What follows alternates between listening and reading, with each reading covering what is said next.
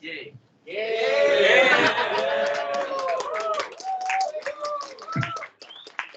So APUGDC is a club that gathers all the game dev passion. You're passionate at game dev and games, so you'll join this club, and we talk about a lot of things like games, game devs, even cats.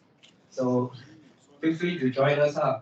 And also, I would like to thank our president Kudo for giving me this opportunity to become the MC of this event. So let me introduce myself. I'm Lim Tze King, aka Dreaming Sushi, which is my nickname of online lah. So let's next slide. So that we have invited three of our seniors from computer games development to become our speakers. The first one is Goh Shao Hang, Nicholas, and Jonathan. So next slide. We will invite the first senior will be Goh Shao Hang. This game is Curse Breaker Awakening.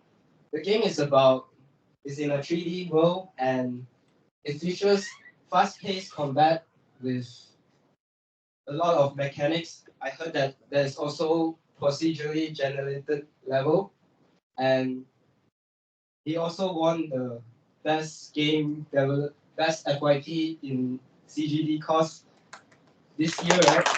So let me invite Goh Shao Hang to the stage.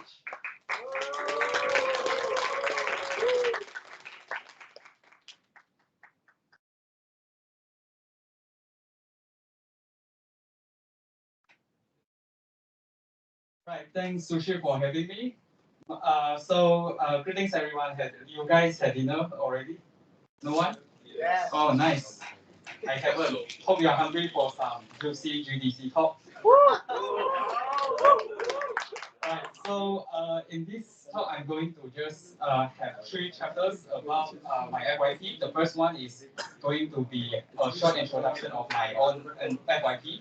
And then in the second chapter, I will be breaking down my project and show you guys how it's done. Not really technical stuff, but if you want to know the technical stuff, feel free to just DM me after this. And the third one is third chapter is my advice session for you to start doing your own FYP project. All right, so a bit about myself. My name is Goh Shao Hang, as you probably already know. I go by game sales on the internet, and I'm a self-proclaimed game developer and designer because I haven't found a job yet. So I have 3 years of experience with self-taught Unity engine and also C# programming, and I do a bit of art, including pixel art and also some 3D modeling using Blender and also 3ds Max. Hey, yo, we'll catch that bastard next time. What? Just let it go. So next slide, please. Alright, so first chapter finally. The title is creating a highly replayable 3D roguelike game. Yeah, that's the title of my LYP, not my game. So next slide. It's hard to explain everything from scratch, so I'm going to be lazy and show you the trailer first.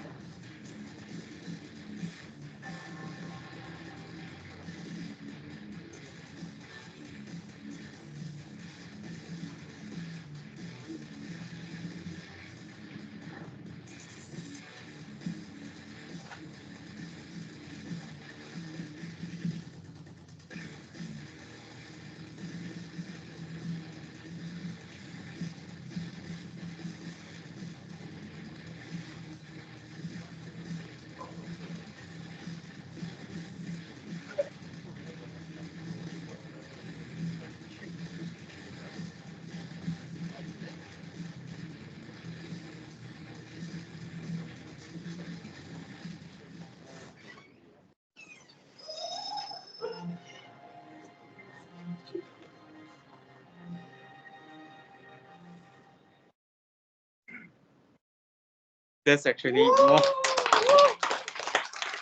Alright, the video actually hasn't ended, but should be fine. So, alright, I hope none of you fell asleep watching this video. None, right? Anyone? Okay, great. So next, what is Cursebreaker Awakening?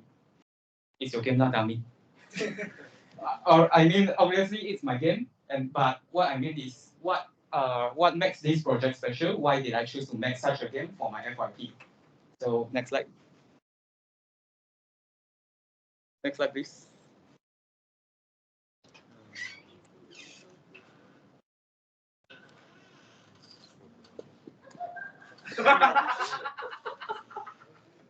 All right, so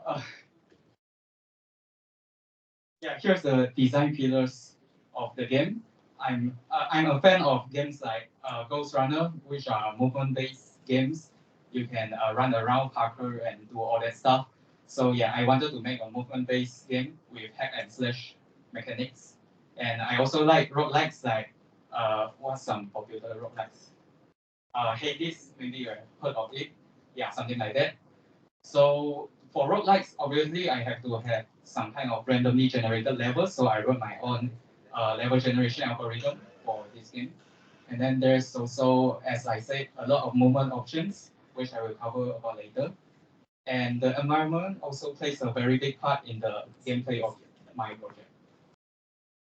So here's the combat of the game. The first GIF here is the movement, is showcasing the movement of the game. So there's wall running and also charge attack where you can dash across some distance to hit enemies far away and also like navigate through terrain. And then the second one is you can throw stun enemies and also props. When you stun them, there's the yellow outline. Anything with yellow outline in the game, you can grab and throw. So the third video is the guard system I made for the game. There's a blue bar below the health bar of the enemies, right? That one is their guard meter, and when you deplete their guard meter, you can just grab and throw them. And then the last one, it's not a feature, but it's something I'm proud of. It's the boss fight of the game, so I'm just going to show that here to show all the fancy stuff I work on. So next slide. All right, let's look at some levels and exploration in the game. Obviously, there's procedural level generation in the game. That one is how do I say, a visualization of the algorithm I'm using for my game. It's not the final generated level, so just the debugging of the level generation. And then the second one is the treasures you can find in the game. So for a very low chance, you can discover some treasures in the generator levels that will contain some loots. I say that, but there's actually only coins and potions. And then you can also expect some unique room designs, some that really that needs you to use your movement abilities I mentioned just now, like charge attacks, and so to navigate through. And also some trap rooms where there's more enemies and such. All right. So next we can look at some of the UI for the game. The first one is the main menu, which is one of my proudest aspects of the game. I spent 1 week on this. So yeah, 1 week for non-gameplay related stuff, just that title animation. So can I get a round of applause for that? Alright, thank you. So the second one is the pause menu, nothing fancy, just standard pause menu. And then there's also a map for player navigation. You can open up this map. There's also a mini map. I'm not sure if you can see that clearly. And then rooms you haven't been to will be hidden. And then the room types are also indicated, like the entrance, the boss room, and so. And then the last one is the game over screen, which I think you can tell is very inspired by Dark Souls, except I didn't write you die. Right, next slide. So if you're interested, which I'm sure you're not, you can scan this code. Yeah, I will give you some time. Or should I do a countdown like an Asian mom? So you feel obligated to scan it. 10, 9, 8, 7, 6, 5, 4, 3, 2, 1. Right. Never mind, I can send it to you later. So next chapter, project breakdown. So we can go to the next slide. In the ideation phase, meaning I'm pre-planning, thinking what kind of game I'm going to make. It's really simple. I think it's more simple than you thought it is. I had an assignment where I had to make a game, and that one is back in 2022. I made this game called Curse Breaker. It's basically the same game, but just worse. So yeah, here's a comparison. You can see the main menu design is also way far off. Next slide. So here's the overall graphics and the atmosphere of the game. You can see how much has been improved. So yeah, my goal is actually really, really simple. I want to improve that game because I feel like it had potential. And here's the boss fights. You can see, actually I got to work with a very talented artist back then, but our team sucks so hard at Unity, we don't know how to do lighting. So you can see everything there is very dark. You can only see the boss, that shield around the boss. That's the only thing with light. So yeah, very, very bad implementation compared to what you see on the right side. You can go to the next.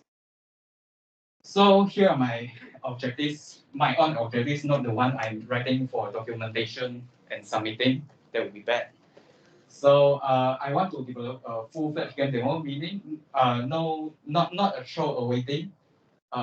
With the code base must be actually usable in some kind of commercial project instead of I'm just writing some random code to make it work and that's all. And then I need a playable level. This one is actually one of the assignment, the project requirements from APU. The level has to last around at least 15 minutes. So I want something around 15 to 20 minutes. And then every aspect of a commercial game is what I'm aiming for in this project. So no placeholder UI, everything you see must be, they can get replaced at some point of time, but they have to at least look appealing and not look like some kind of placeholder. And then there's also audio and sound effects and all that. So that also comes towards the polishing of the game. Other polish include maybe post-processing and visual effects to make the game overall feel better to play and even just to look at. So it will attract players. And then the last one is also the most important one.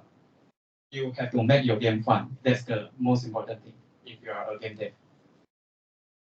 All right, next phase, when we start doing the implementation, you have to choose the engine. For me, I chose Unity because it's the engine I'm most comfortable with. I have like 2+ years using it by the time I started the project. So yeah, that's my obvious choice. I know later down the line there's the runtime fee debugger, so people are dissatisfied with it. you can go with whatever engine you like actually. Godot, Unreal Engine, whatever. It doesn't really matter as long as you have the passion for the project. I'm sure you can do it. So I also use Photoshop for graphic design. I say graphic design, but it's just stealing others' asset and modifying it to suit my needs. And then Blender for 3D stuff like editing some models and all that, but I don't really use it that much. And then Audacity, same thing as Photoshop, except this time I'm stealing audio and modifying them. All right, so I'm going to briefly talk about the skills involved when creating this project. The first one is documentation, which is something you must have. Oh, by the way, these skills are rated by importance. Being at the top doesn't mean not important, just not as important. But you still have to remember doing documentation, right? Next one, audio design and graphic design. They aren't essential to the gameplay, but they make the game overall feels better and more attractive. So the next one are visual effects, level design, and game design. Visual effects is kind of similar to the previous two, but it's more obvious in this case. It directly contributes to what game feel and how the player feels when they maybe land a hit. It makes a very, very big difference. And also level design and game design are important for, it's literally what you get to play. So even if the previous things you did good, if you mess up the level and game design, yeah, your game is not going to be fun. So yeah, next is C# programming and understanding in Unity. If I didn't have these skills, the project would have just been impossible. And the last one, don't show it first. Wait, I was going to let them guess it. Can't see it. What was it? Make a guess. Show it again. I see something with G. Yeah, you get it. Yeah, just make a guess. That's the fight. All right, it's actually Googling. Not sure if you expected that, but might seem like a joke, but yeah, it's research is really, really important for any kind of project you work on. So Googling is the thing I spend most time on anyways. Also valid. Here's the assets I use. I'm sure you don't really care. Just going to show you how many assets I use in my project. Just to give you a sense of what you are going to use. Because I know some people are really they hold themselves back from using assets because they think maybe doing things yourself. Some people think making things yourself give you higher marks, but if you just end up doing something you both don't like to do and don't know how to do, it's not going to help. All right, next slide. All right, let's talk about the cost. You already see how much it is, but I'm going to talk about it anyways. Tech and programming is just the coding and all those stuff. I did use a twinning library. Not sure if everyone is familiar with that, but I won't go into that. So you can consider I just did everything myself. And then for 3D assets, they're just characters, environments from Mixamo and Sketchweb and those websites. If you are game dev, I'm sure you are familiar with those already.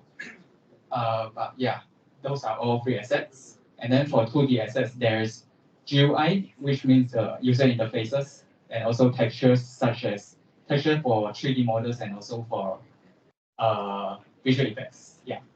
So there are also free assets and a small portion that I made myself. The last one are audio. I just yoink them from the internet. So yeah, free review is asset. Total is $0. So as a wise man once said, you can't spend money if you have no money. Here's the timeline of the project. It's just a approximation. It's not really accurate. You can just show all of them. So yeah, there's planning, there's making the player controller, which took really, really long because I had OCD. I kept wanting to make it perfect. Don't be like me. Relatable. Then for dungeon generation, which is A lot of people might think that will be the most time-consuming part and most important part of my game, but actually, I did it pretty late down the development of the project, and because I kept procrastinating, I think it's hard to do. But ended up, I just used 1 week for the thing to work, and then one more week for polishing the algorithm for performance and all that. And then there's also enemy AI building levels and UI work polishing with visual effects, sounds, and all that. And then, yeah, the last one is documentation. Took around, it's actually a lie. I only did it for 2 days or something. I rushed it in the last day. Alright, so not that none of these are consecutive. I jump around a lot when doing my project. You don't have to like be a nerd and document every step, but I recommend having a to-do list or something so you can keep track of your current tasks and all that. Alright, so finally we can get started with your project. The question I think all of you want to ask is, what should I do for my FYP? But I suggest a better question for you all. What do you want out of your FYP? So next slide. You have to consider all of this. What is it that you want to learn or you want to gain out of this project? Let's say you want to learn programming, like me. I've never done procedural generation before my project before.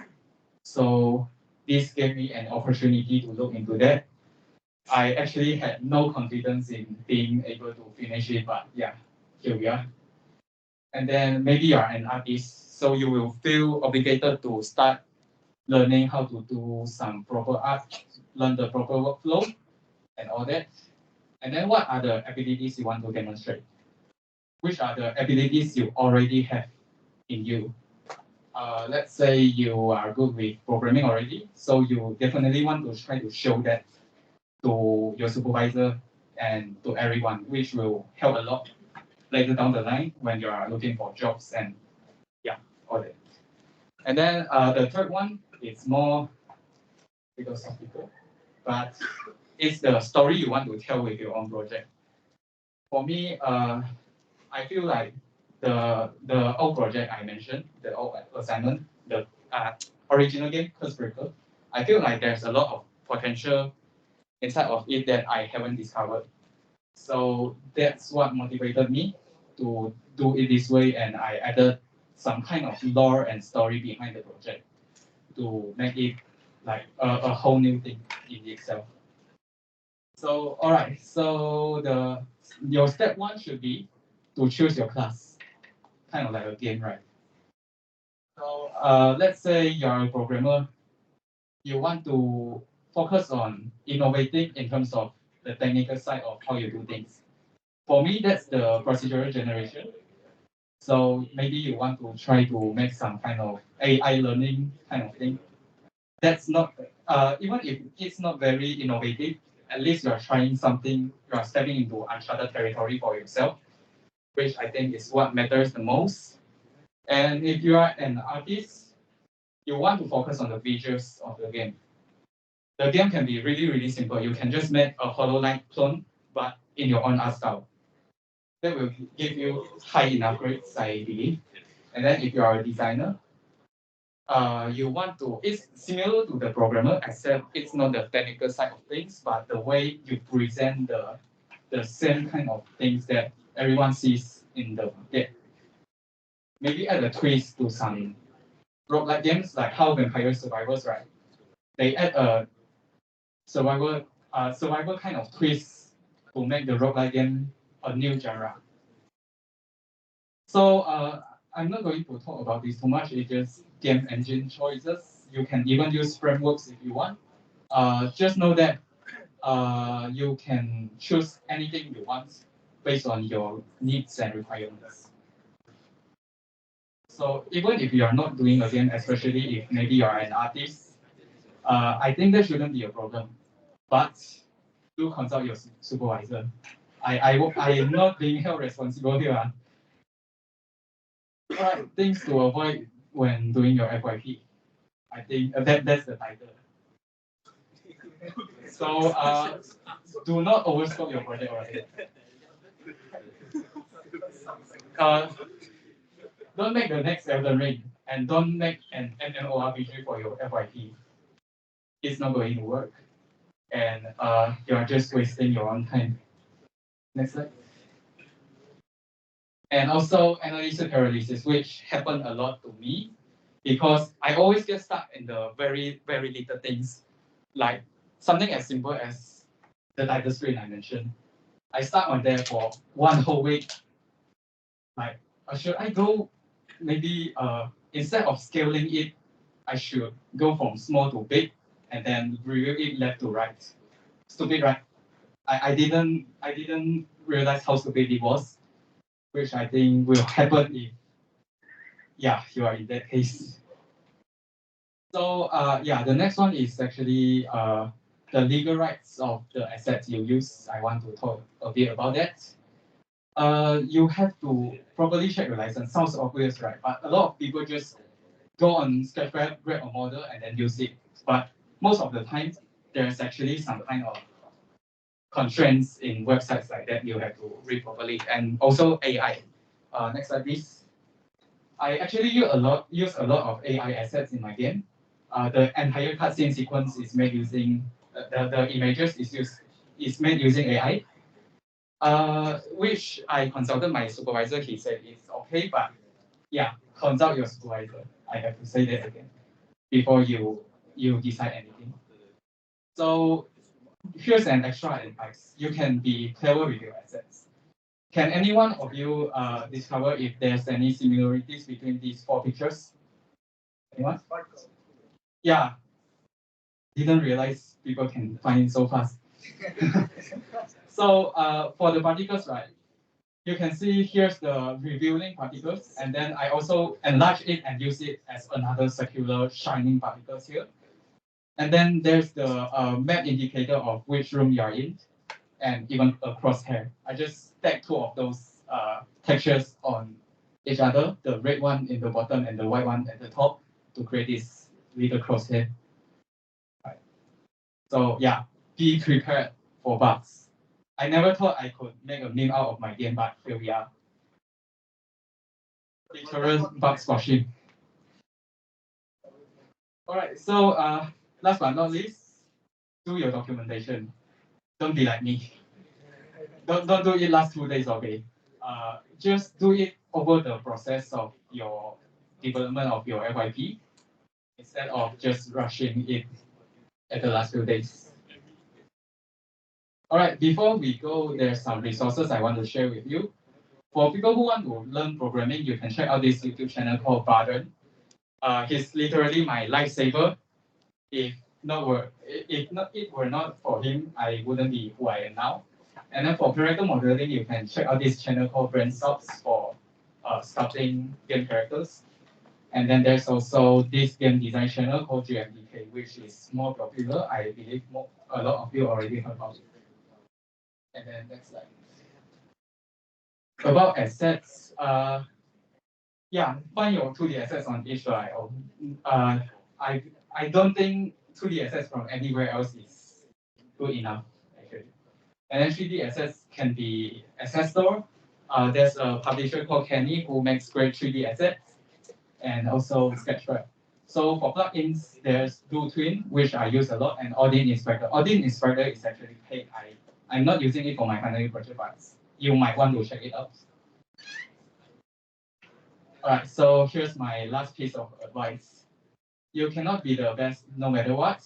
There's always someone better than you. Maybe you are a programmer. There's always a better programmer.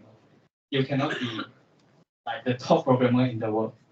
But what you can do is that you can try to be unique.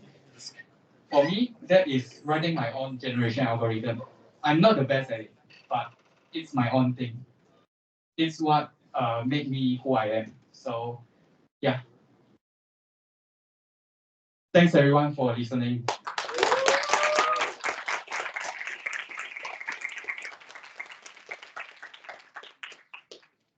Yeah, check out my social medias. You can follow me if you want. And If you don't want to follow me on my social media, it's okay. You can check out pictures of my cat. His name is Bob. It's a cute little fellow. Yeah, sure. Go ahead.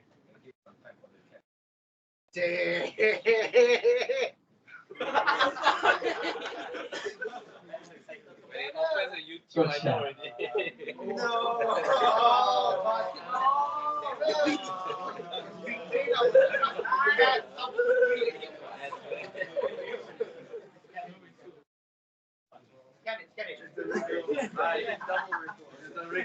I think I need to leave early later. I don't want to get blocked in the back alley or something.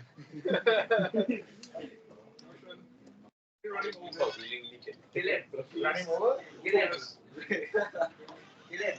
My son can do that. Not your son, you.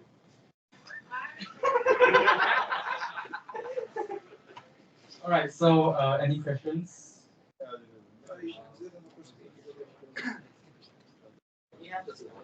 So you guys can ask the questions by scanning the QR code on the screen. So let us find some good questions. OWO. Okay. For the slides, you can DM me for it. I need to make some changes before I give you to anyone. You.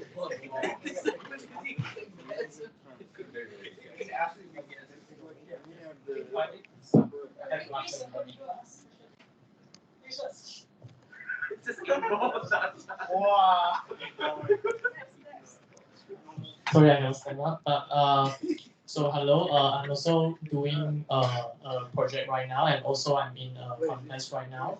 And just happened that we are also doing procedural generation, and we are quite curious about how you're doing that part, and we kind of want to know how you do the logic.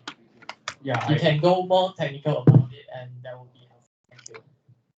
if I'm going to go technical about it, this talk will be 2 hours long. But Summary. I understand. I already expected people would ask about this, but actually it's really simple. How I started start writing my own algorithm is as simple as going on YouTube.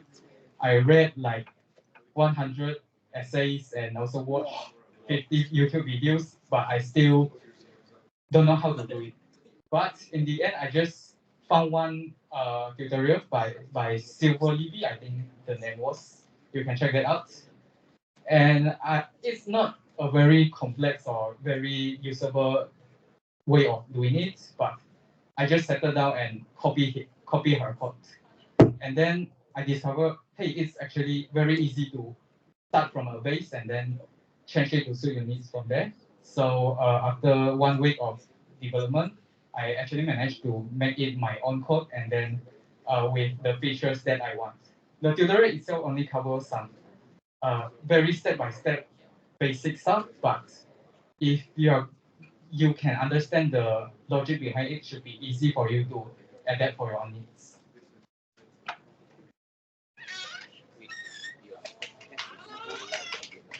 So we have a question for you.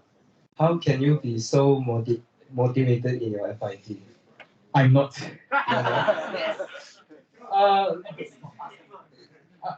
I forgot if I mentioned this or not, but the project took 3 to 4 months to make, and there's a curve like the first month is like 1 line of code every day, and then the last day was like, oh no, I'm not going to make it. So 1,000 lines of code plus all the documentation.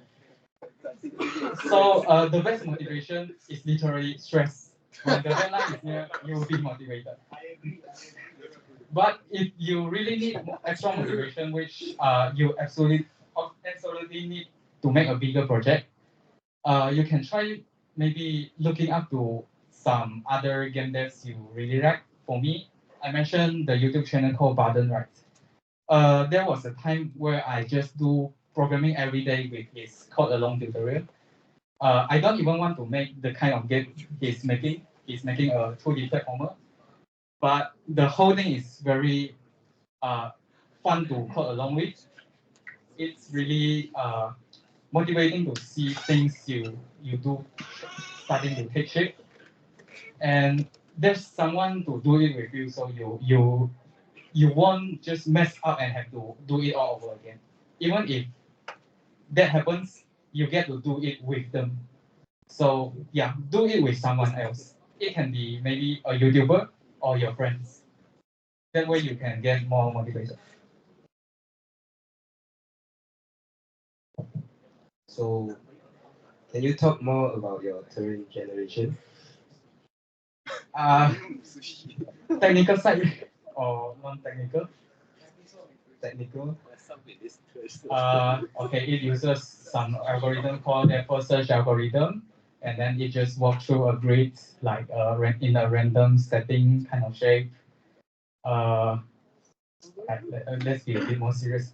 You can look into something called depth search algorithm. That's a stepping algorithm for grids. Yeah, start from there.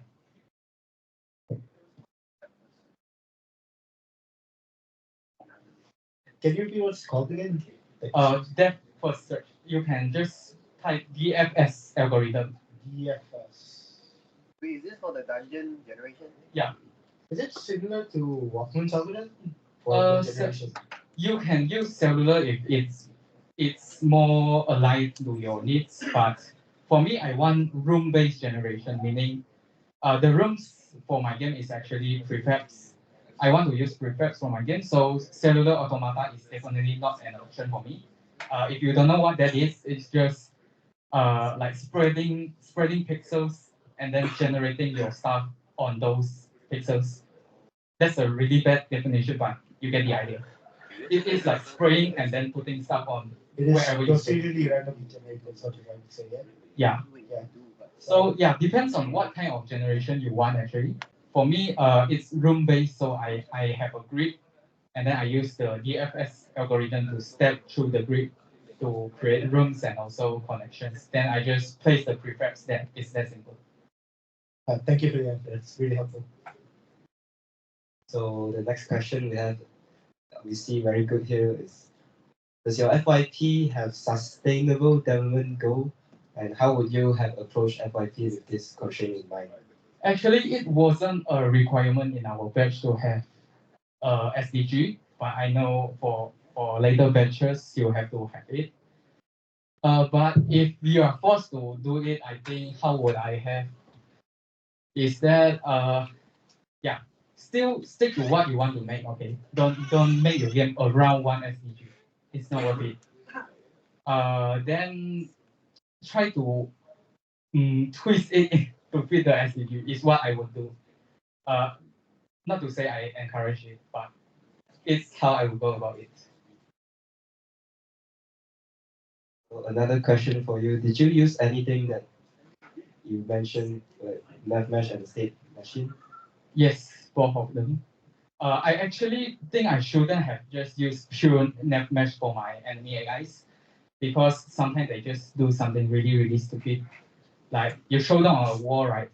Then they fall and get stuck somewhere. Uh, to show them, I deactivated the net mesh. But then when you reactivate them, they don't just keep falling down. They teleport back to the net mesh. So yeah, you can use net mesh for the path finding. So you just take the path generated. But for the movement, I recommend doing it yourself with rigid bodies and all those stuff. And for state machines, yes, I didn't mention this, but I have a state machine script that I use throughout all my projects. It's like a very flexible version of state machine that I developed over one whole year. If you're interested, maybe you can DM me for it. So yeah, that allows me to create a lot of very flexible AIs with customizable settings. For example, there's a enemy in the tutorial, right? Uh, for that particular enemy, his death condition is literally getting parried. So I can just sort out condition and states. So when his health hit zero, he doesn't die. You have to parry him to kill him. Sorry, we don't have much time and we need to proceed with the next series. Thank you, Goh, for doing this. Thanks for having me.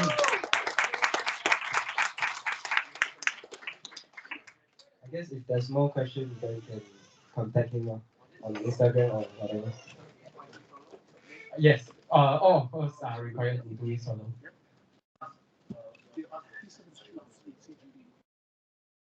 70.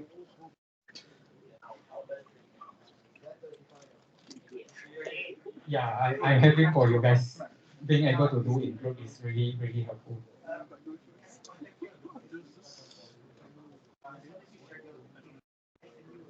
Yeah, sure, sure. If you want to DM me, can use LinkedIn or Twitter. Both is okay. So thank you so much. Thank you. Thank you for the amazing presentation. Because the mechanics are all really good, really smooth too, really well done. I think it's deserved for the best game development FIT, right? So now we have our second speaker, which is Nicholas Lim, also won Best FYP in game development. I'm not sure in what year, so his game is Scopophobia. I've personally tried this game and I couldn't finish the game because I'm just too scared. It's a horror game, by the way, and let's just invite the speaker himself. Give him a one round of applause.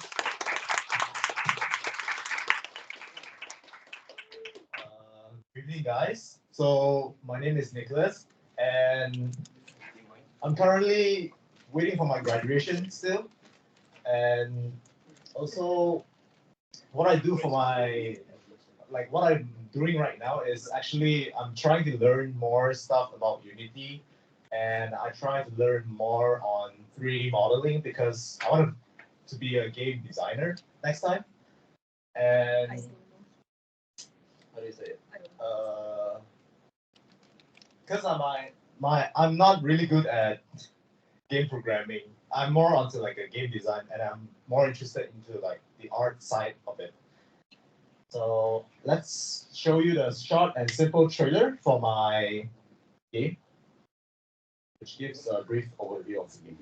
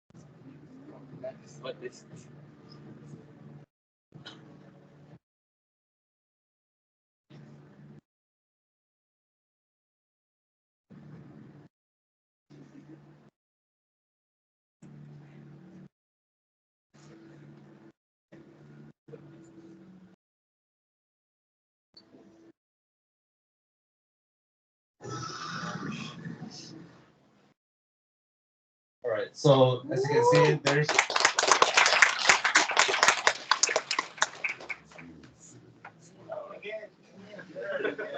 can see, the trailer just now is kind of simple because I made it 30 minutes before submission.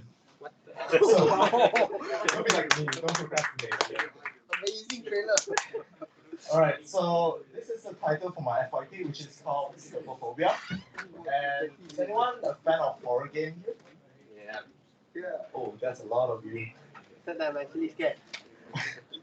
All right, is anyone like planning to make horror games for their FYP? Oh, you. So what kind of horror games do you want to play? Like, Sci-fi horror. Sci-fi horror.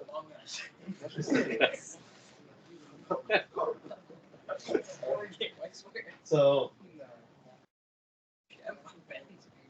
so about my game, it's a 3D psychological horror game, which mainly focuses on the environment and atmosphere itself. And it's also mainly focuses on the VHS effect or like the retro style, as you can see in the trailer just now. It looks like a PS1 style graphics. And the tools that I use for my game or like the project is Unity, Photoshop, Audacity, and Blender. So the textures that I use for my models, like most of the models in the game, sometimes I edit the model, I mean the textures, I edit in Photoshop, and the title, I made it in Photoshop as well. Let's say for Audacity, I made sound effects, like the jump scare effects, or like maybe the death animation, or like the footsteps sound effects. I have to like find sound effects, and then I have to like cut for different sounds of footsteps, so they have more variant of footstep sound, which will make the game more don't feel too repetitive. And then for Blender, I use Blender to model the mansion.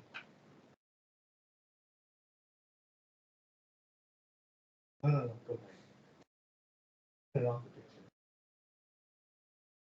Yeah, as you can see, the mansion behind it is I use Blender to make it, but there's a tutorial for it, so it's mostly from YouTube because I'm still learning Blender. So these are the inspiration that I got from Puppet Combo games, which looks like really old game, but they make really good horror games, which looks like PS1 as well. I really love them because they are kind of scary too.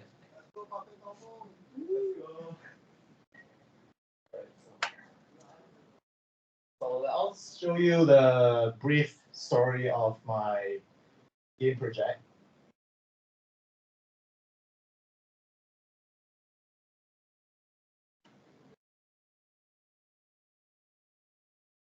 So this is the main menu. Okay.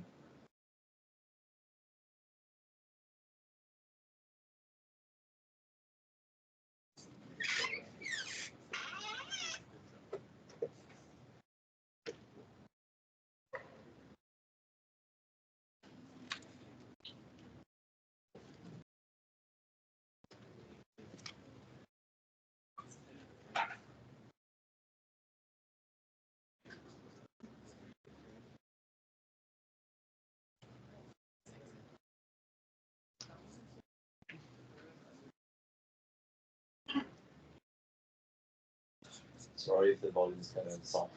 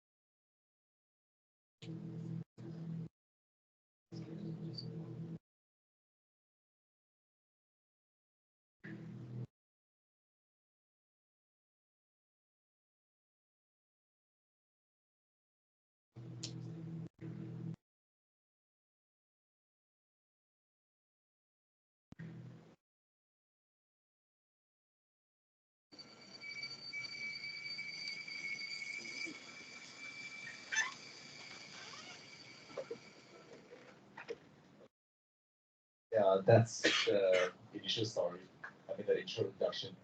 So, in order to make a horror game, it depends on what type of horror game do you want to make. Let's say if you want to make a story horror game, you need a lot of time, so you have to start early. And for the in-game features of my project is that there are general movements, and the player are able to sprint. The general movements are very important in games because it allows the player to like explore like whatever they want to go, and of course you have to be able to move to play the game now. And that's camera and flashlight and zoom. So flashlight is very important, especially in horror games as well, because the scenes will be dark most of the time. So in order to make a horror game, in order to make the player able to see like the surrounding, but with minimal vision of themselves, you can add flashlight and try to make the scenes darker a bit, but not too dark because it's gonna be really dark that they can't even see anything. And the zoom is addition to a feature of the camera. So in a game as well, you interacting with items is very important, especially when you want to make games with interactions. For example, picking up items, because without without interaction in game, then what's the point of playing the game, right? So I also added like enemy AI with different mechanics. Let's say if you want to develop a game with enemy AI in it, adding different mechanics for the enemy AI will be really cool too, because the player will have to think of an idea to counter the enemy instead of just running around and just run away from the enemy, right? So as you can see, this is the general movements of the game. And this is where you can zoom and turn on the flashlight. And then this is where you can pick up the stuff, where the objectives that I will be talking about later on in the game. And then this is the enemy. I know, did you guys play Lethal Company before? Yeah. For sure you guys did, right? You know Koi Head? I hate it. Yeah, I hate it too. That's why I make it the game. So it only moves when you're not looking at it, which is kind of like a cool mechanics, and it's kind of a mechanics that I've been wanting to add it into my project because I used to make horror games too for my other assignments, which is a group assignments that time, but this one is individual. And the next one will be another enemy type. This is actually, it's a Wendigo. I don't know if you guys know what Wendigo is. Yeah. So it detects player by the proximity range. If the player are like near the Wendigo, then it will start chasing down the player, which is a very simple one because initially I want to make like a sound detection, audio detection only. Like it collects audio from a microphone. It looks like Lethal Company, the dog. But I don't have much time yet left, so I made it simple for the second level of the game. So this is the thing that I like the most and I'm proud of when I'm doing my project because, yeah, I'll show you later.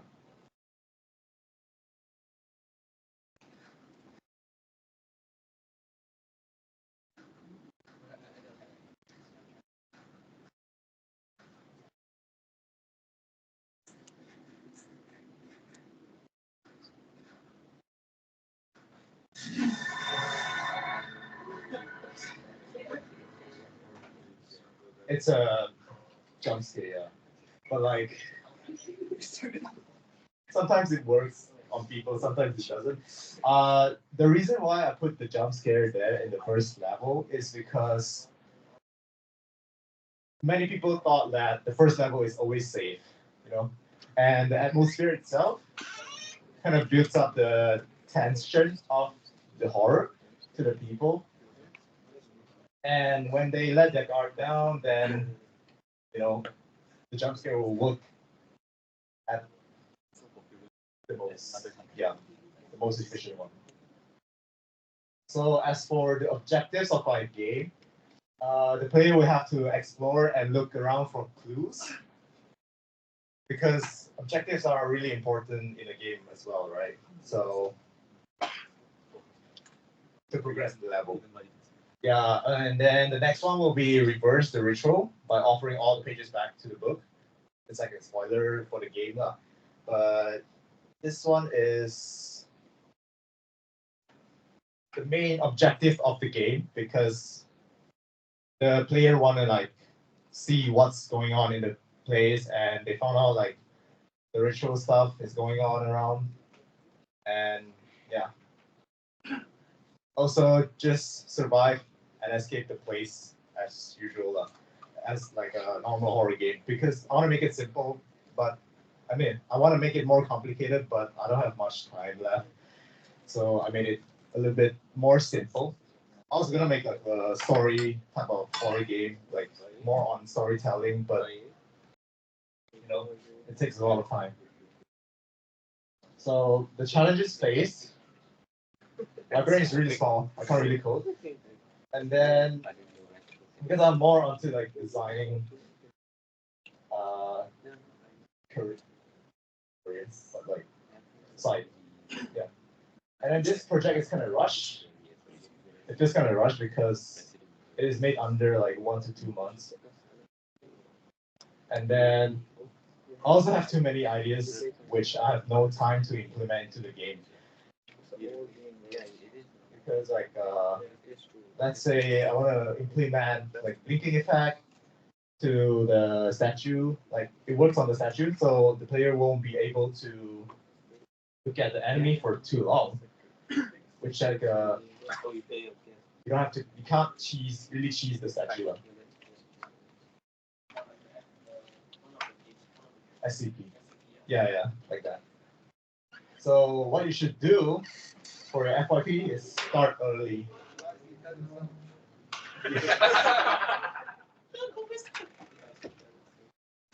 Starting early, I know everyone won't start early because they think they have a lot of time, but you really need a lot of time to make a good horror game, but like good games, especially like your FYP, because FYP is really important when you want to apply for jobs. It's like if you make a good FYP, you can use that as a portfolio when you want to apply for like a job or something, and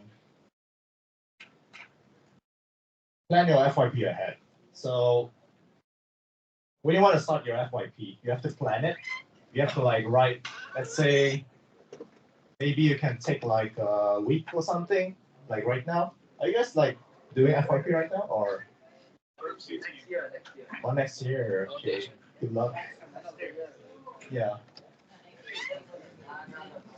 But you can plan your FYP ahead, because like let's say right now, if you have any idea, you can try to start doing storyboard. You can try to like think of what you want to do, and just try to do it like early. How early is too early? There's never too early. Never too early. Like when you're doing your IR, you can try to do it. Too late. Too late. Last week. 2 weeks before. Okay, so like 3 weeks to save. At least 1 month, though. Yeah.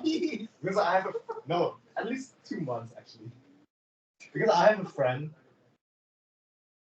He started 2 weeks before. Yeah, he did. But it's very risky, so he didn't sleep. Yeah.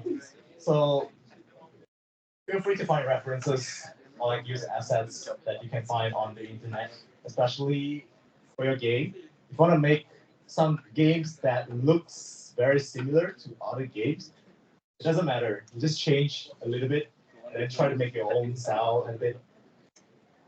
Because it's your final year project. I know you guys just want to like pass it. And also can use free assets because making your assets takes a lot of time to make it. So managing the scope and deadlines of your FYP is really important as well, because people will tend to like overscope their project. Like they want to do, oh, I want to add this, I want to add that, and then you don't have much time to do it. You have to like prioritize your tasks. So let's say, don't just spend. I'll tell you like what not to do. So what you shouldn't do in FRP, don't procrastinate. I know everyone procrastinate, even myself. Don't procrastinate again. Because I really procrastinate a lot, which I regret it because I haven't really slept much during FYP session. And yeah, like I said just now, don't overscope your game, because you don't have much time. You still need time to like fix the bugs. You still need time to polish the game. But try to make your game like the main features of the game. Try to finish it as soon as possible. But of course, make sure the quality is good too. Don't spend too much time on one thing if you don't have any time.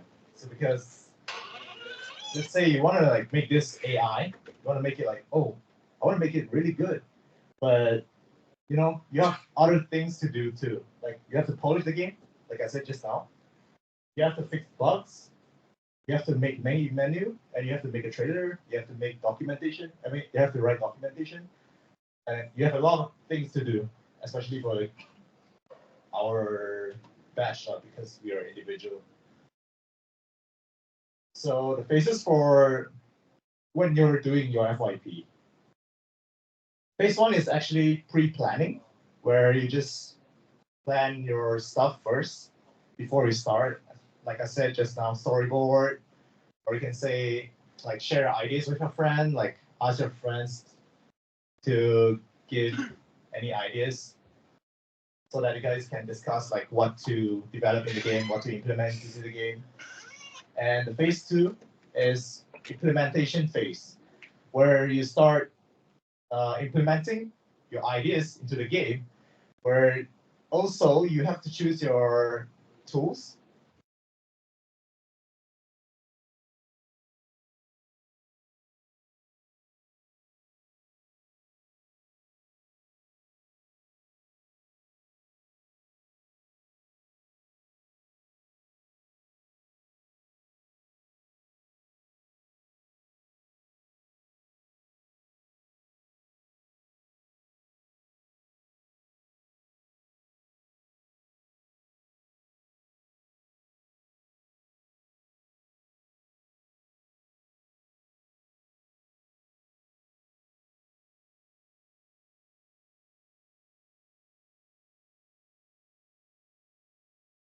Also, it took me like less than a week, which is kind of a struggle. For documentation, also, there's one thing. Try to screenshot every steps that you do, like every process that you make for your game development. Like let's say you want to do this, like you want to model this, try to like screenshot the process of it so that you can have stuff to slap into the documentation, the pictures, just get it in so you can look like you have a lot of pages for your documentation and contents. Yeah.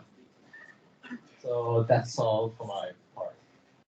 You can try out the game here. There's the QR.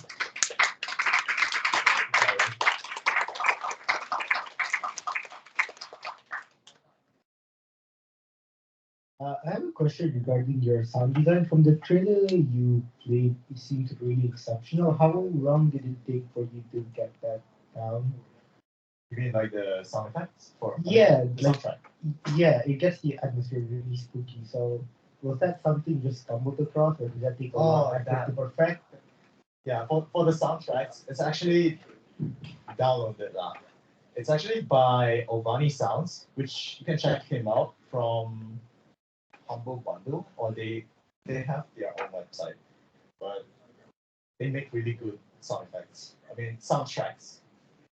So that's the soundtracks that I use for my game is mainly from him, especially in the trailer and the background music, main background ambient song. Yeah, ambient. Yeah. Thank you. Right. Any more questions, Raka? Kudo. President just. So I see like a lot of the furnishing in the house and everything, right? Yeah. Are those like assets or are they some of them are like placed by yourself, whatnot? You mean like in the mansion? Yeah, in the mansion. Oh, it's an asset. So, but it's a modular asset, so you have to place them by yourself, one by one. Like How long did it take to assemble everything? Because I played the game, the furnishing was really nice. Because when I made game furnishing was a big problem. Because it takes a lot of time to place everything just right and nail the atmosphere right. Yeah, yeah. It took me like a week to 2 weeks, almost 2 weeks. So, but it's very important to make the furnishing looks good for horror games. That's why I really have to do it. So yeah. Any advice on making it? Any advice? Yeah. You can try to find like references, or like you can see other horror games, like how they make it, and get the ideas of like how you design, how they design, and what makes the game horror. I mean, what makes the game scary. So yeah, that's the main tips. I see. Thank you, thank you. Hi. Hi. I remember you saying that you are more interested in the design side. Yeah, design. Okay. What about the? Okay, in the intake, there are 28, 27 of us, 28 of us. Uh-huh. There is one person who can draw. 1% get the draw. Out of the 28, only one person can do art. Oh, uh-huh. What are the rest of us supposed to do? Is there somewhere where we can buy some, so any commission someone? Or we pray? All I can say is just try your best. Or like, just pray. Pray. Oh yeah, you can pick it. You can draw either. Oh, yeah. But I can model. Me too. Then you can try to like, try to practice right now, from now on. Because it takes time to practice to learn something. Like I can't really program anything, but I still have to learn it to achieve this. There are more questions here. Okay. Here's a question. For the FYP, should have a single objective or whatever for the game, like no side mission type of game, like that. I mean, you can add side mission for it, but main objectives are the most important thing, because I'm making a horror game. That's why objectives are really important. Else, you don't know what to do. You just walk around there, Yeah, but adding side objectives is like an addition where you can make it more interesting. Yeah.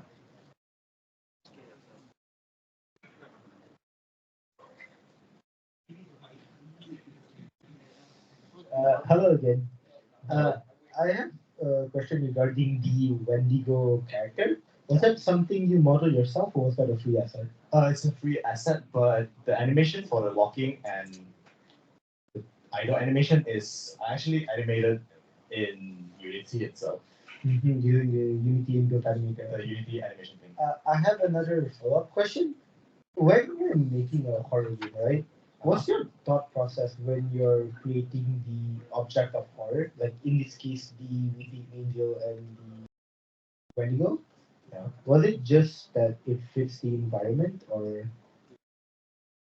As for the Weeping Angel, because it's a psychological horror game, so for me personally, I am really afraid of something moving when I'm not looking. So it kind of like gives me the tension of it. So that's why I want to make something like Weeping Angel. But the statue also fits the Theme of the environment, mansion. the mansion. Yeah, that's why I put the statue as the Weeping Angel kind of enemy. As for the Wendigo, I feel like it kind of suits the environment outside too, because it looks like a forest. Because Wendigo mostly comes out, At night, the yeah, low- at the night. forest, yeah. Yeah, something like that. Thank you. All right.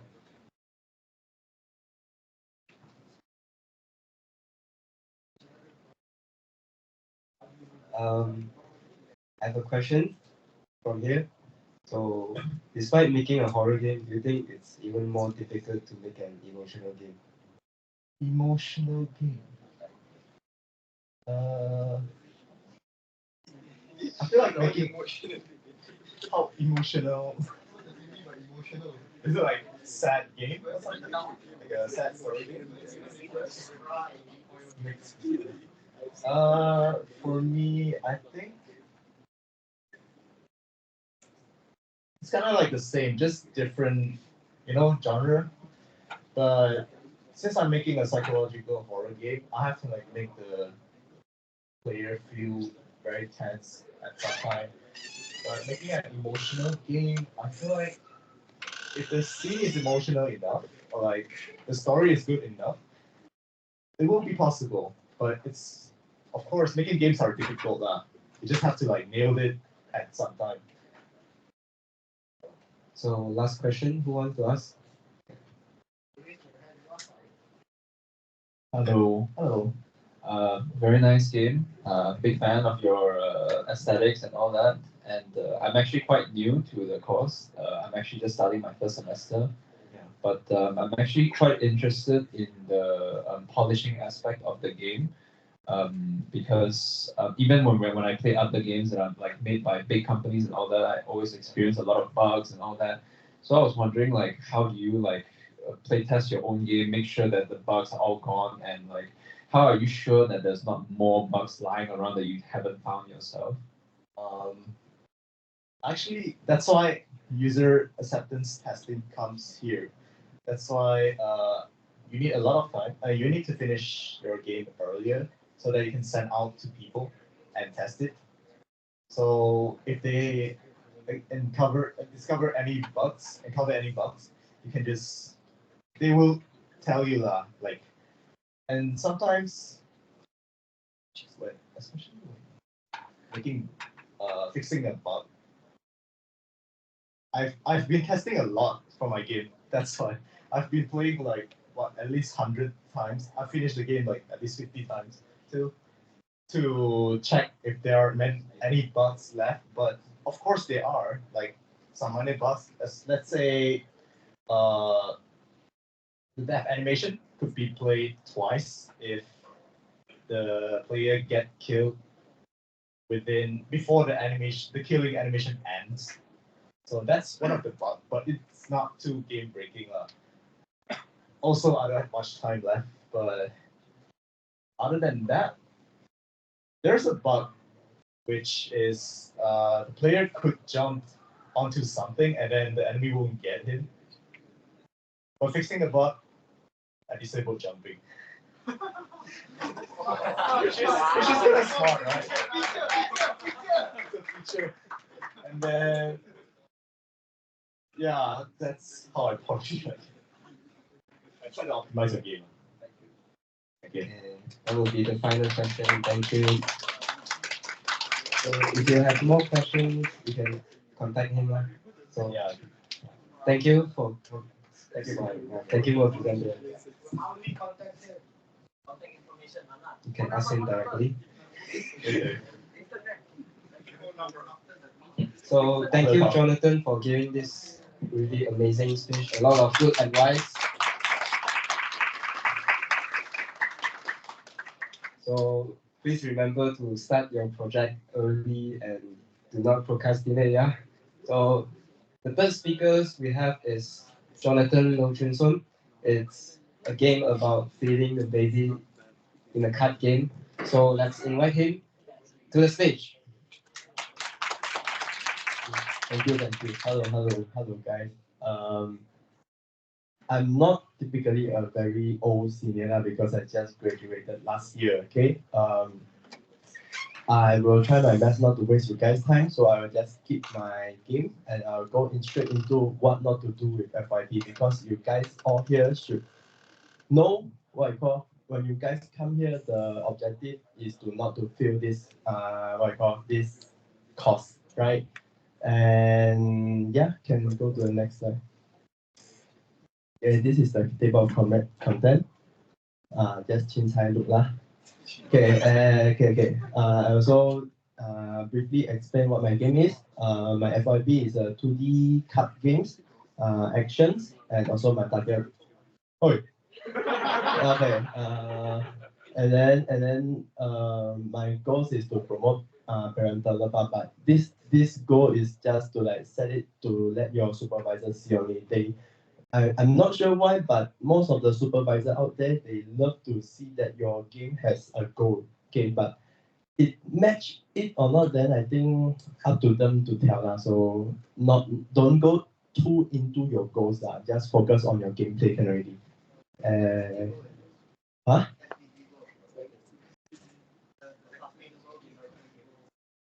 No, not sustainable. No, something like okay. Who right here is year 3 student right now? Can you raise your hand? Year 3 student. One only, Okay, then you guys still have many times, right? Why so scared?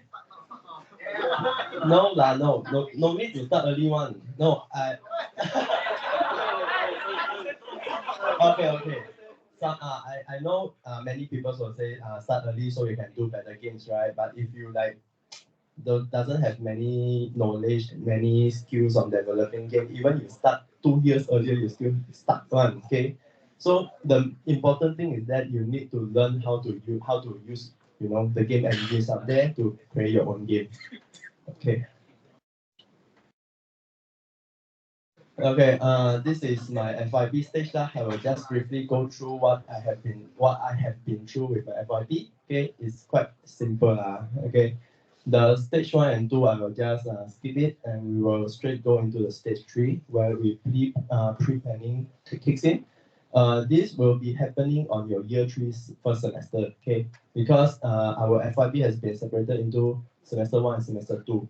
Then the semester 2 is where you need to build all of the mechanical, technical stuff of that. The semester 1 is to just to let your supervisor think you are smart lah. Okay, nothing much going on here because all of them are just can speak Chinese. No. Okay, sorry. Okay, the first semester is just need to like let your supervisor become, wow, your game looks very good, plan very good. Okay, because all of it is just write on a paper. Okay, but it's okay, just write it like very king, can one. At the second semester when you want to like go into and do it, then you will find out, wow, I cannot do it anything I write. Okay, it's okay to like change it one, never mind one. Okay, this is the second semester. The first thing you have to do is to measure yourself. Okay, you need to go into the may I ask, is anyone planning to use Unity to develop his FYP? Unity. Oh. Okay lah, not bad lah. How about Unreal Engine? Huh? You want use house training? Yeah, our course quite weird also lah. I'm not sure why our teacher all teaching us Unity more than Unreal Engine. I think because Unity is much more easier to use lah. And then okay, I think Unity is quite powerful engine. Can use also. Why I write already? Okay. I need to like highlight one thing is that the thing that you written in your first semester, okay, the proposal, the PPF, something like pre-planning thing, right? You still can change it one, but you need to consult with your supervisor first. Okay, you cannot like, hey, I cannot do this function, then you just delete all of the code you have written. Then you didn't update anything as a supervisor, but the supervisor is looking at your old submission. Then you think like, what? How come this objective has gone already? Then you totally get deduct marks one for this thing happen lah. Okay, then focus on your mechanics. I think I cannot help you guys much lah, because this is really depends on the knowledge of you guys how to use the engine and to develop the games. Okay, as for the last stage is where I need to focus one more thing is about polishment. The game polishment is quite important. When you complete your game, right, the game totally will let's spread it into three parts of developing games. One is where you just focus on the mechanical and technical coding parts. Okay, then the second one is where you come in with your assets, merging it with your into technical things, and then the third one is where you need to like polish your game. Okay, and then when I mean polish, right, you can be things as simple as making your art look more greater, adding sound effects, okay, some transitions, scene transition, YouTube, very much the tutorial one, you guys can go YouTube and search. And then documentation, everyone do at the last one. No one doing and working all together. Your brain will break one. Okay. Cannot. So but as for documentation, you guys need to like screenshot your what I call the progress. Okay, I can teach you guys one shortcut key to screenshot because it's quite useful. Windows Shift S, your screen will become darker. Then you can like drag and click your mouse, drag and drop. Then you can like paste directly into the what I call the words. Useful. And okay, that's all. Okay, I'm currently employed at TDDI. It's a place, not my company name. Don't go search. And then my plan for my future is to learn more and increase my salary. And what am I doing now at my company is to develop games more and then polish the what I call the seniors one their project, and also if possible, if necessary, then I will also join into developing the assets. And then also as for the mocap and networking is something that I'm not sure you guys familiar or not. Mocap is where we wear a suit, then we can like move around, then the computer can capture our movement, then turn it into an animation. Then we can like put into the the 3D model. Then you will like have the mimicry of the 肢体动作的 Okay, the body move. Okay, then and the last one is networking. Okay, networking I will just keep it until later I talk.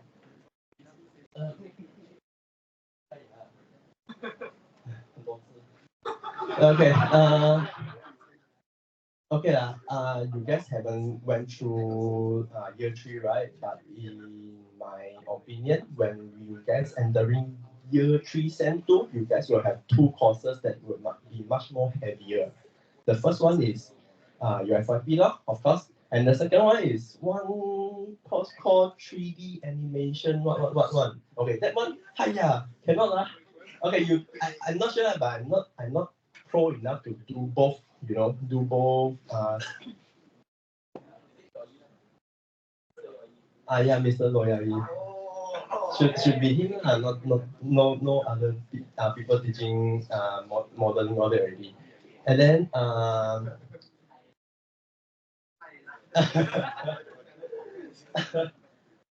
okay, because the course will teach you guys about model rigging.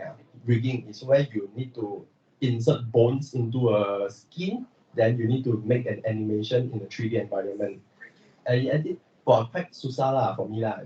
Then if you want to do that course, I think, and if you want to do both your 3D and the FYP to have a good grades, right? Sacrifices is needed. Okay, because I'm not sure lah, because I'm not pro enough. And then I assume all of you guys are quite standard. Okay, and then if you want to do best in your FYP, but then you don't want to sacrifice your free time or that, then the 3D one is the course that you need to let go a bit. I'm not calling you guys to fail it, okay? Just let go a bit, okay? Can like chincai a bit, but because okay, Mr. Loyali is quite a good lecturer. He allowed us to like, what do you call okay, he allow us to extend our deadline for this what I call the submission. So you can focus on your FYP first, and then into the 3D modeling. Okay, the 3D modeling, you can ask for extension. I'm not guaranteed because I'm not lecturer, but at my time, he agreed to extend our FYP not the 3D submission. And then, what can I say? Okay lah, I don't start early this kind of thing say many times already but not all people will listen so I just want to say if you guys didn't start early, don't think you guys can make a good games because if you're not skilled enough, right, you will never complete anything, okay? Because doing a game is very time consuming, okay? It's very time consuming. You need to test bug, all that. Okay, ChatGPT and reference. Okay, I use many lah. I just say it out because it's quite useful. You can also use ChatGPT to plan out your what I call the game story, so you know how the game flow works. Okay, it's quite good use. And then the last one got a bit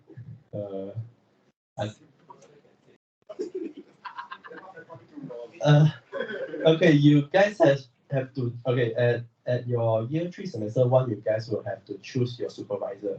Okay, at using your PPF at a course called PPF. I'm not sure what really.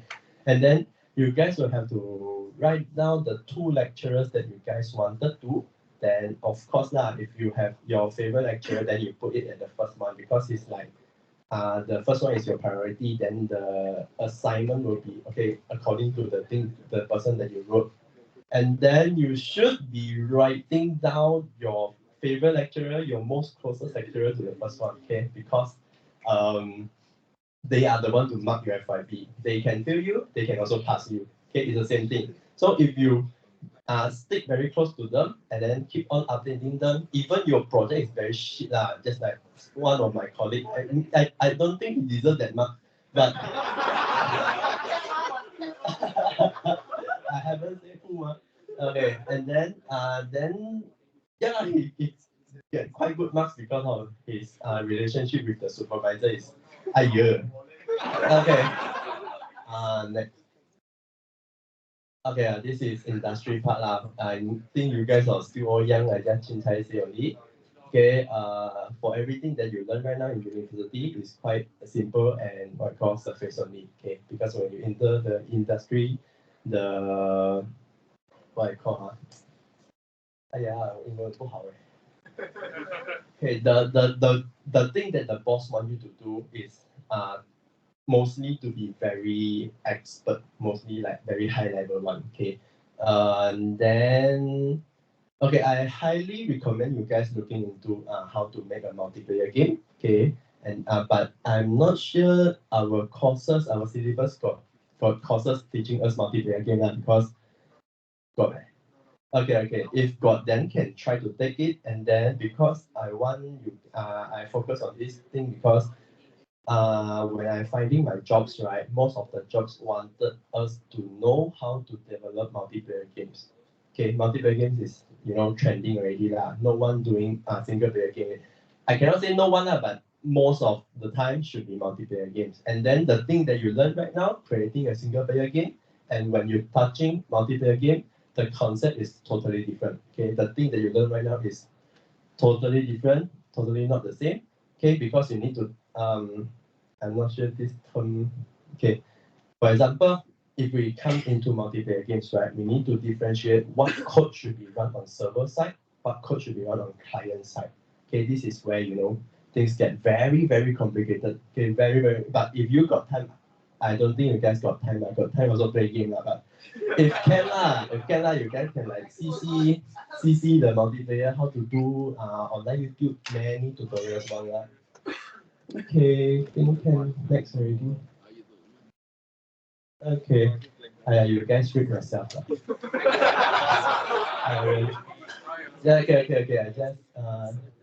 I just extract it, okay? Don't inside do FYP because FYP is what I call your abstract of when you go out to work. Most of the company will require you to give look into your portfolio, and portfolio is where you put your FYP in all of the stuff that you have been done.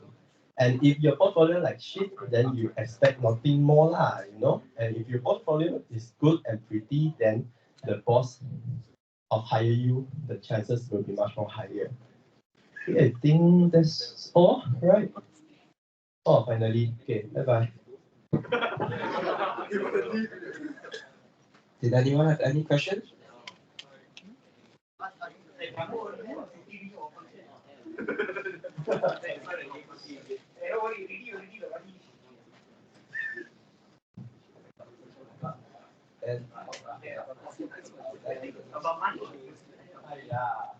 Hey, I don't answer sensitive questions.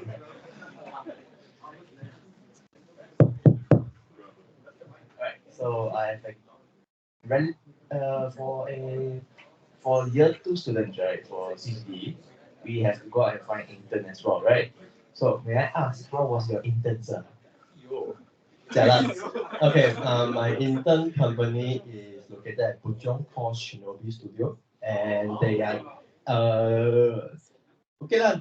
They are quite systematic already lah. Their company has been created quite a long time already. So the task, oh, I forgot to mention one thing. Okay, if you enter a smaller company, right, and they are systematic and all of the what I call the task distribution is not yet what I call 稳定的.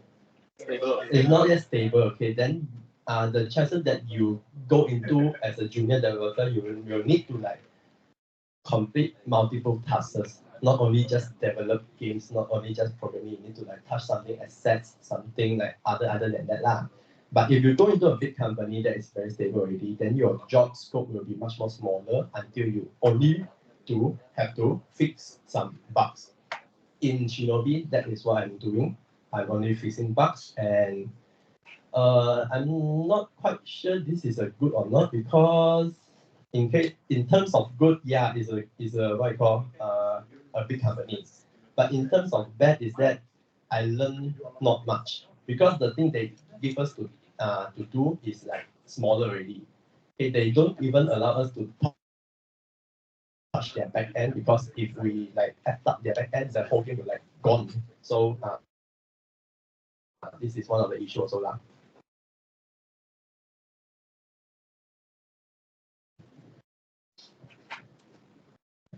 Hello.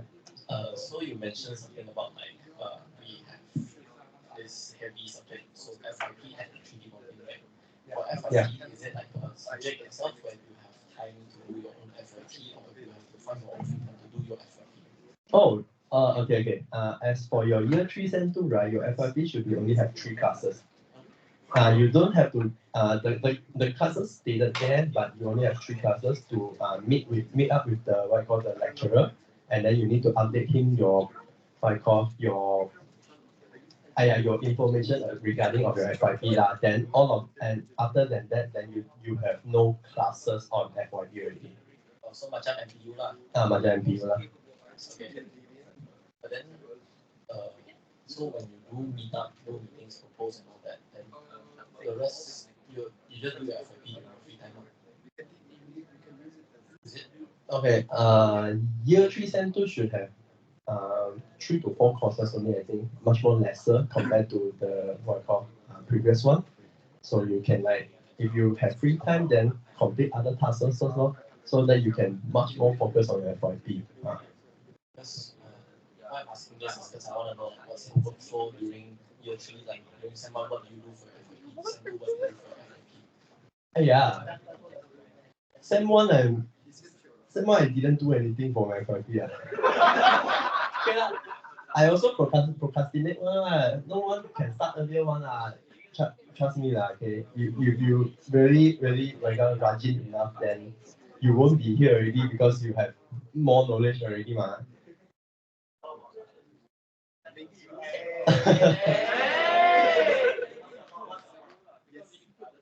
Do you mean their project?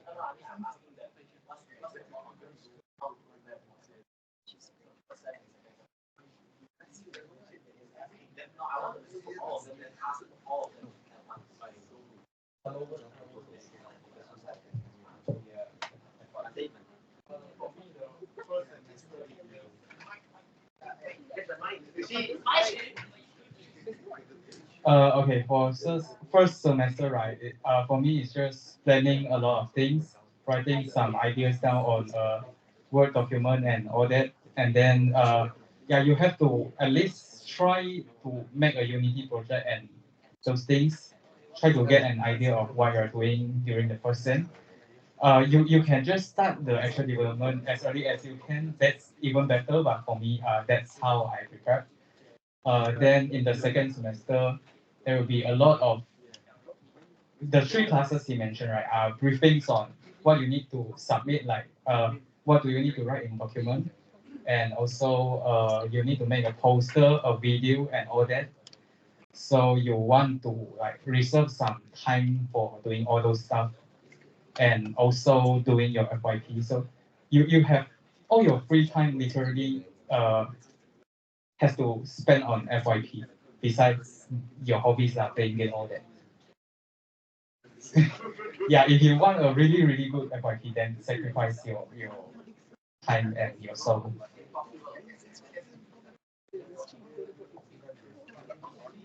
For my opinion, I think it's the same. You have to like sacrifice your game time and your sleeping time because I always sleep at in the morning when I do FYP. So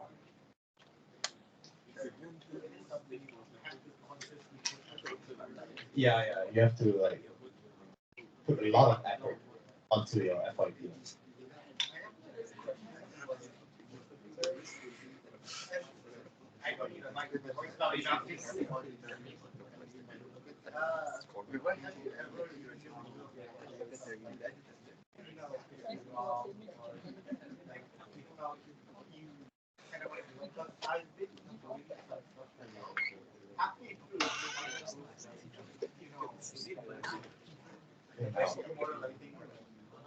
Motivated.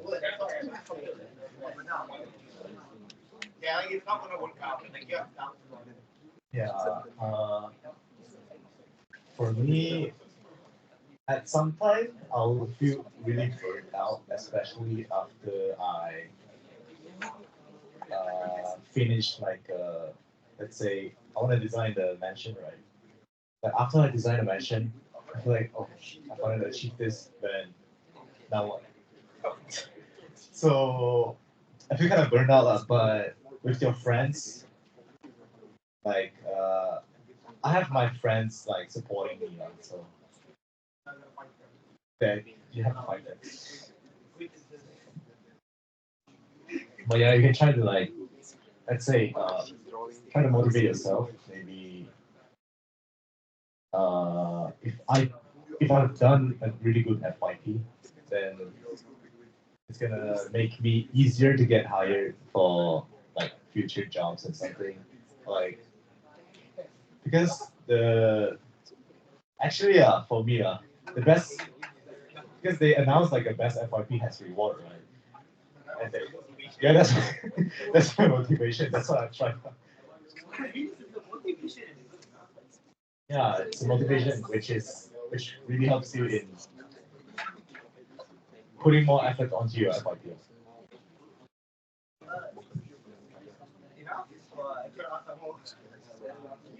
So I have a question for especially the guy who works in the industry right now. But how do you manage your time between coding your own personal projects and your job? And have you like abandoned it? No, I didn't do anything my own. Oh, you just gave up? Okay. My work time is 9 to 5, and when I went back home with my transport, then the time that I reached home already 7, 8 .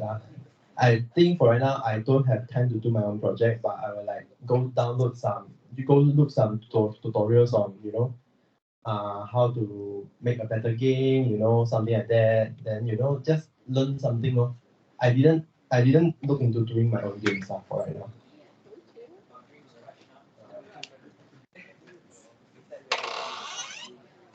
So that will be our final question. You want to talk about this? Huh? Yeah. Okay. This is one coding technique lah. I'm not sure you guys know or not. We call it. I'm not sure what it's called lah, but okay.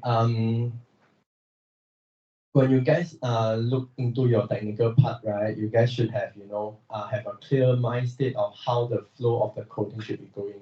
And in Unity, I can talk about Unity already because I'm more more experienced on Unity. Is that I not sure you guys has hard time on finding and referencing the component or not, because as for me, when I'm newbie, right, the most error that I got is object reference not set to an object, something like that. Okay, this is the most shit things. And you guys can look into a thing called singleton, SIN. I write down.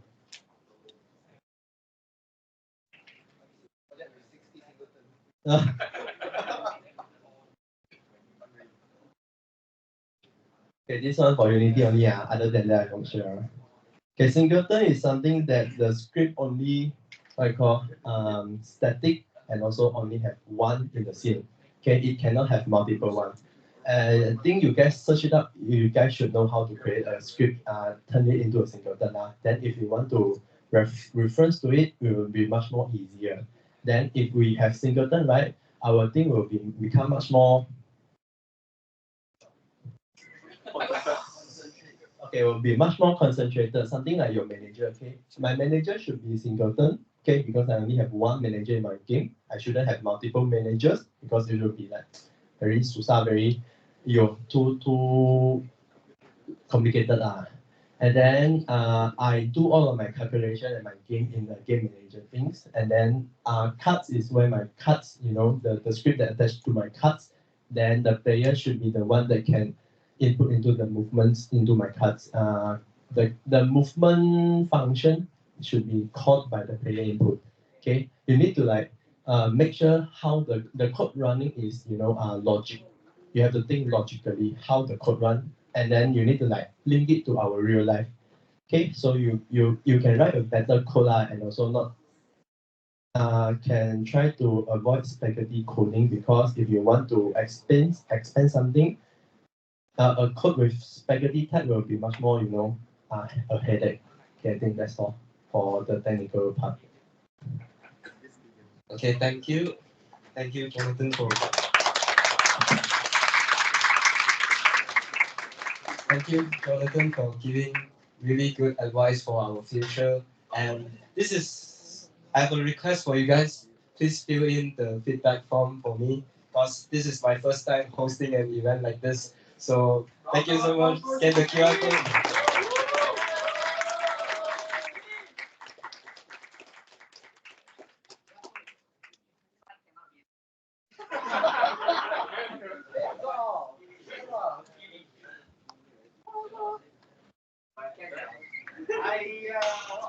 Don't scan.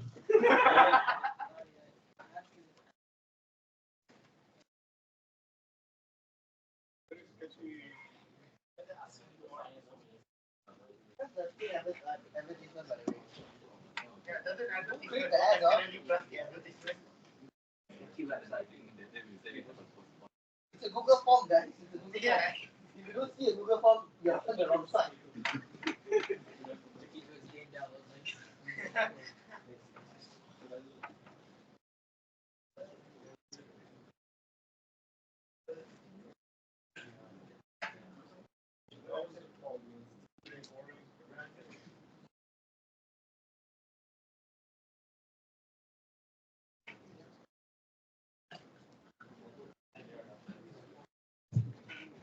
Okay, another heads up. So APUGDC now has a custom lanyard. Woo!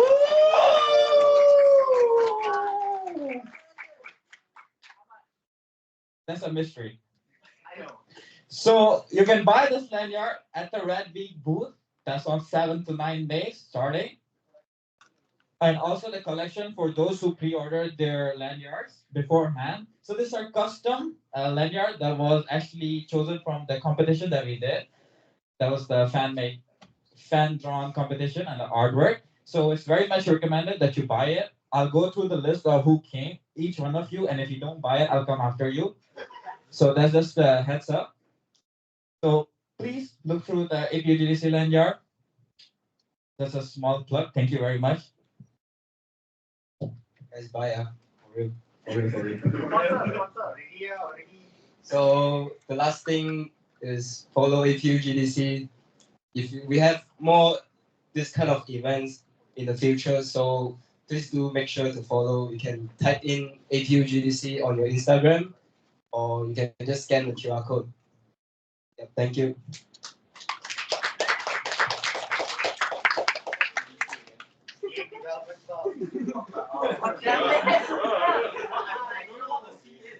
All right, that's the photo session, guys.